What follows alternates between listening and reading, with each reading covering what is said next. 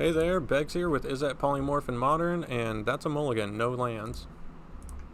1, 2, 3 colorless lands, 1 talisman for color, that's really all we need, and 3 polymorph effects, that's a little more than we need. I guess we keep. We're probably all in on the staff in this match, so might as well dump the transmogrify. If for some crazy reason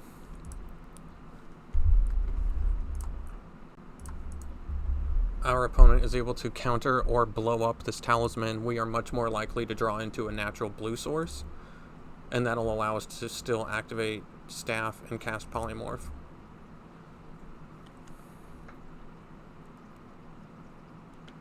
I actually played against this opponent yesterday and he blew us out with Slivers, absolutely blew us out.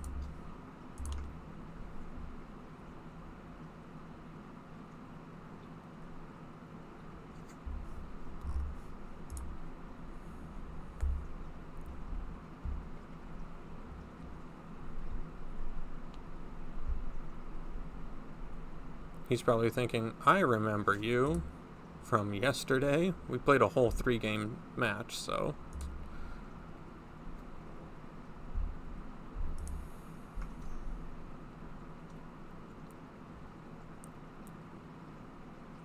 That's unearth. Interesting. The unearth cost is equal to their mana, their converted mana cost, I would have to assume.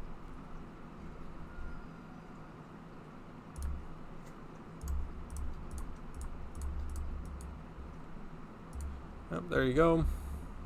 He definitely remembers us. Makes me think of the meme of the Joker from The Dark Knight when he's wearing the nurse outfit.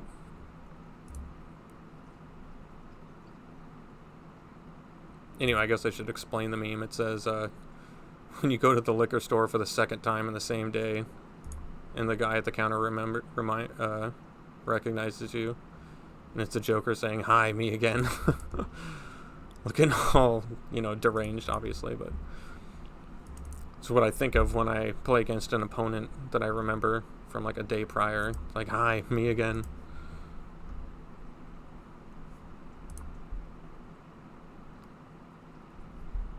He's really thinking about the situation he's in. He's kind of had a slower start. He doesn't really have the resources to just pump a bunch of things out. I wonder what he says.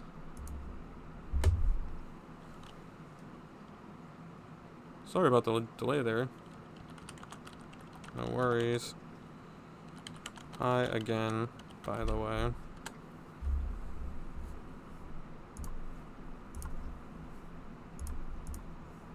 No worries. Hi again, by the way. Because we played yesterday. This exact matchup.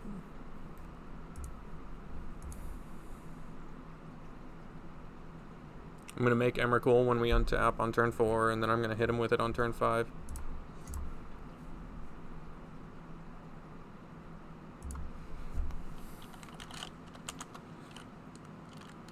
That's what game 2 and 3 are for.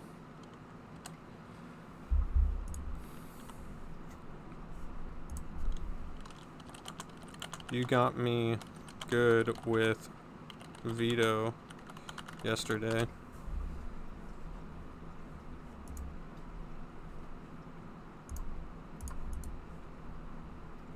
He did. He had like basically exacties with that veto card that says whenever you gain life, each opponent loses that much life, and he managed to give his life slivers or lifelink to his slivers, and then after I got an Annihilator 6 trigger, he had 2 slivers left, and they both had the drain effect. And he drained me for exactly 2, and I was at 2 life, so it was like exacties.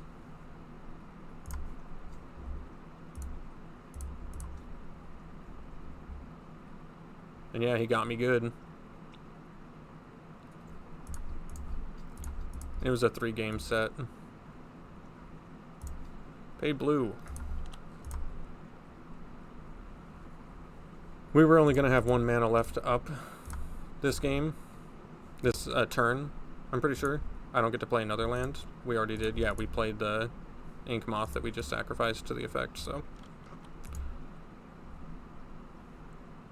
it didn't matter which one land I left up. We couldn't have activated as a chump blocker. He's probably gonna say, like, salty as fuck, apologize if so. What do you say? Man, I hope I wasn't a dick. I was in a bad state of brain. Oh, we didn't chat, so no harm, no foul.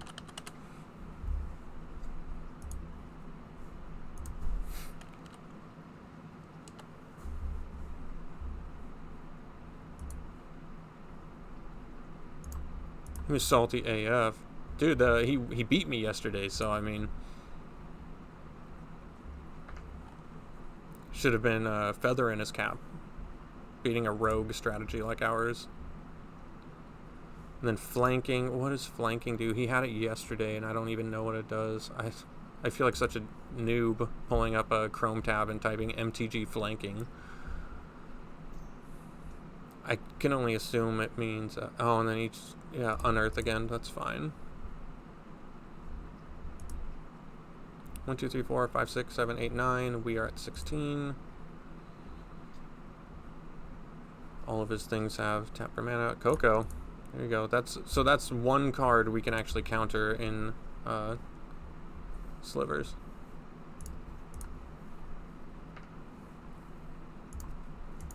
Yeah, I guess you could say you could do kind of dick things with the cards, like let the cards do the talking. Like, let's say my opponent's... I wipe out his board state with Emrakul. He's at 5 life because I hit him with it once already. All I have to do is turn it sideways and hit him again, and instead I play like 3 Tarmogoyfs. It's like, dude, you don't need to play 3 Tarmogoyfs. I had all these, still had all these, you know, just like the song, and still had all these. You know, like, that's kind of like a dick move. Like, you don't need to show somebody how you had them. We are still at 16. He would need to play something, and he's only got 1 card left in hand, so... we have 1/2 mana available, and we can use both of those to activate these for blockers. Colony Garden as another blocker. Kind of tempted to hit him with Emrakul and then reset the Emrakul as a legit blocker. Dissuade attackers even further. Flanking, flanking, flanking. What the heck is flanking? Alright. It's a keyword that gives the creature that blocks a creature with flanking -1/-1 unless that blocker also has flanking. Oh. So if he blocked with 15 creatures with flanking, it would actually kill him without even dealing. And that would be like state-based actions before damage is dealt. Which is nuts. He wants to leave Cavern. I'm not sure why. I guess to give him... I don't have the ability to... So if we tapped 1, 2, 3 to reset the Emrakul. Or we could just fire up 2 blockers. I think that's fine. I'd rather have 2 blockers as opposed to... Nope, even this don't help.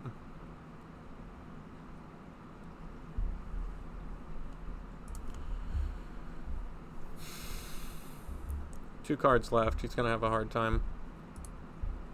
That's what games 2 and 3 are for. I already said it.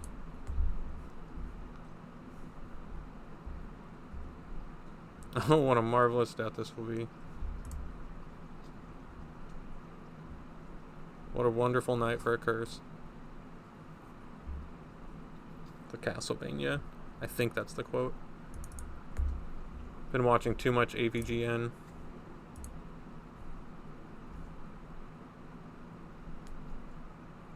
Not like marathoning it recently. I've watched it for years. Haven't been living under a rock. Like, come on. Exactly 6 things. He's at 4. Annihilator 6. We haven't won the match yet. And he absolutely ran us out of the gym yesterday. In game 1 and game 3. I think we managed... It's either that or we stole game 1 against him and then he just destroyed us in games 2 and 3. I think we managed to win game 2, but then he got us good in game 3. And... So... I mean, I don't even know what I did to sideboard yesterday against Slivers. I think the Swan Songs could technically hit a Coco, but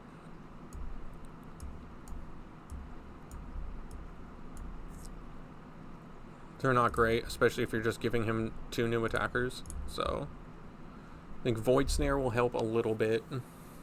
Stopping a Coco isn't worth it. If he's taking a turn off to Coco, Collected Company,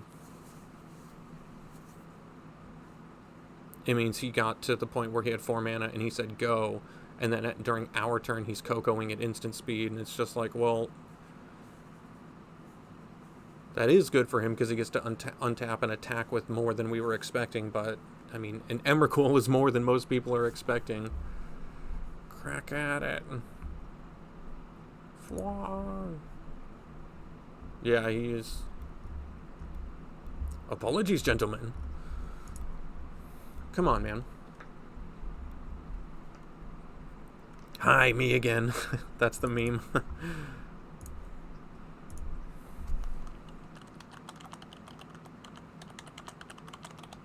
Probably find it real quick. Yeah, it's like right here. Bartender, leave it open. Me, not close it. Me, 5 minutes later. Hi, me again. And yeah, that's what I was talking about. But there's supposed to be one where he goes to a liquor store. When you go back to the same liquor store twice in one day because you and your friends have a problem. Hi, me again. That's the meme, dude. That's the meme. So yeah. That's what I was thinking about. I think of that every time I play against somebody that I just played against like the day before. Hi, me again. 1 lander, 1 bauble, 4 counter... Oh, 2 counter spells and 2 void snares. I don't want to actively be looking to void snare, but if I run into void snares, I will use them. 1, 2, 3. See, 2 counter spells and 2 polymorphs. Like, that's so bad. I guess you pitch 1 polymorph back, and then you're... That's basically a mull to 4, because you have 1, 2, 3, 4 usable cards, and the spell pierces aren't usable. Go to 5. Oh, man. So if we draw land off the top, we get the Talisman to go with Polymorph and Transmogrify. We could get rid of the Transmogrify and a Spell Pierce. Oh, so bad. We get a draw step off Bauble, so we get a turn 1 draw, play Bauble. Turn 2, we get a turn 2 and a Bauble draw, and then turn 3, we get a draw. So we get to draw 4 cards. 3 of them come in at the start of turn 2. By turn 2. Oh, thank goodness. Hold up Spell Pierce. See what he's got. Oh, he's going to crack a fetch anyways. Mana left. So now we know what he's getting rid of.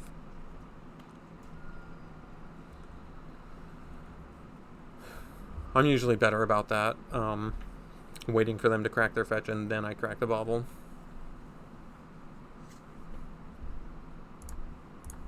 Yeah, this guy's kind of unique.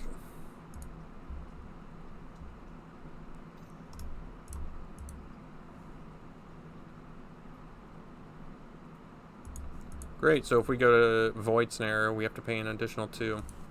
That's exactly what I wanted to see. Card draw, card draw. Man, why couldn't we have drawn that on turn 1 or had that in the opening hand?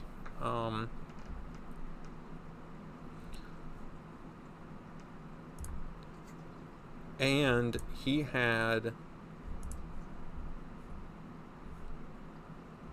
Harmonic Sliver, which blows up an artifact or enchantment.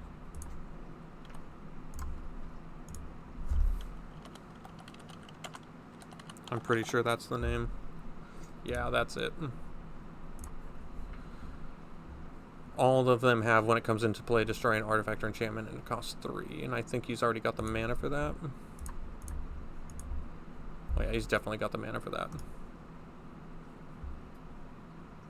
For spell, pay 5. Only if you control a sliver. Well, if he's got like 6 slivers that all give different abilities, and then he makes a 1/1 sliver, and then it gets those 6 abilities, like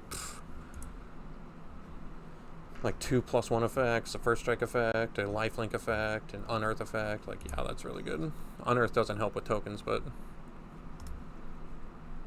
whenever creatures dealt damage, deals that much damage to target player or planeswalker whenever this creature is dealt damage. Okay. It doesn't change what we have planned, which is to play Colony Garden and a Talisman next turn.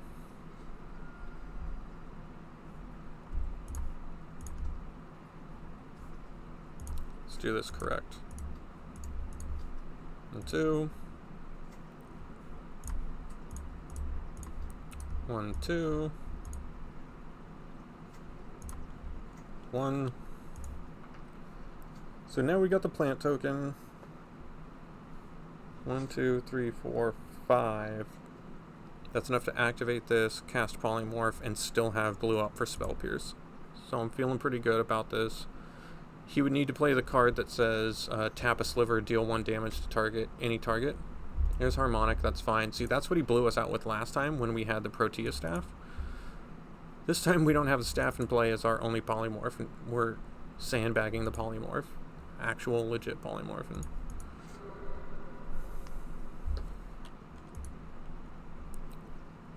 He has 2 cards left. Both of those cards need to say untap and combo kill you with Sliver shenanigans. Well, there you go.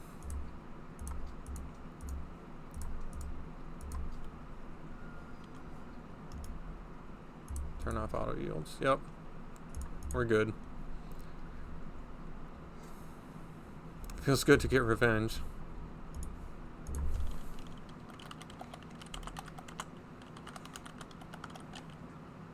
Payback for yesterday. Wait for him to be dead. Yes, yep. Payback for yesterday. GG. Yep.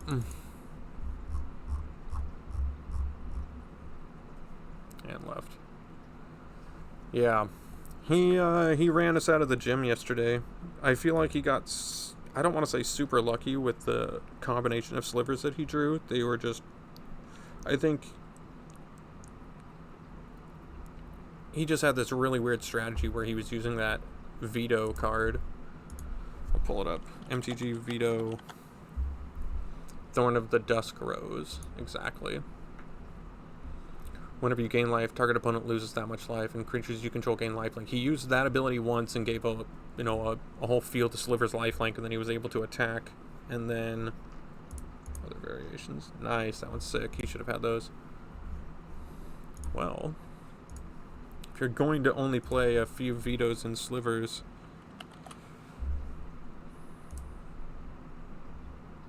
$0.98. Pay the extra 50 cents and get the full arts. I mean, they're right there. I would. It's one of those things where I talk about not feeling comfortable investing in MTGO as a long-term investment. But at the same time, you can do little things to, air quotes, pimp out your deck. That's what people like to do. I have a whole wall of text explaining, and you can go back and watch this video where I basically narrate that wall of text here in the mono red combo deck. It's like a 34-minute video. We finish our match in like 7 minutes, but then I talk for about 30 minutes about the MTGO card economy. And if you've got a one deck built that you like to play, and I kind of imagine that's what our opponent there had. He has Slivers built. He was playing it yesterday. He was playing it today. He probably just logs in and plays Slivers, a couple times a week. That's his deck of choice in Modern, and he's just playing in the practice lobby. It's kind of what I do. I log in and play Polymorph. It's my thing. It's what I like to do. It's my hobby. If there were cards that I could get in Polymorph, like full art versions of Polymorph, and no, not the white bordered, like trolley copies of it, I went for the cheapest of the cheap for each copy of card that I got. So like these ones are 1 cent and they're black border, so I'm pretty sure, yeah, M10 like 99% sure that I'm playing M10, yeah, Magic 2010. I'm playing the cheapest copies of cards that I can find. Something like Proteus Staff. Let's take a look. It's 2 cents. Don't even need to worry about it. Proteus Machine. Morph. It's an actual creature, so you would polymorph into that. Staff of Nin. Chimeric Staff was something I saw yesterday, and I was like, I wish it didn't cost 4 mana. And then it just sits in play, because if you could activate it for 0, it would immediately die. You would actually have to pay 1 into it. So it's effectively like a Mutavault or an Ink Moth or a Blink Moth. However, those you can put into play for free just by making a land drop. This, you would have to pay 4 mana just to get it into play. And instead, I play Cloud Form, which is an enchantment while it's in every zone except for in play, and when it comes into play, it manifests the top card of your library, and you attach this to the manifest creature, and the manifest creature has flying and hexproof, which is really clutch. I've been thinking about putting an additional 2 copies of Cloud Form in the sideboard. I haven't done it yet because I basically would need to cut like 2 Dispels or 2 Void Snares, and I don't want to do that. I like where the sideboard is right now. So yeah, thanks for checking out the deck. We got the Sliver win. We lost to it yesterday, but we rallied back and got him again today. I mean, he played Veto, and like I said, I would play these sick full art copies of Veto if I'm just playing a couple copies in Slivers for the Sliver combo. Yeah. Check out some of my other videos. My ramblings about the MTGO card economy crashing. It's a hot take. Feel free to talk to me about it in the comment section. And yeah, that's it. My counter, storm counter for saying is up pretty high this video, like in all videos. Alright, don't forget to +1 the deck here on Tapped Out, and I'll catch you guys in the next one.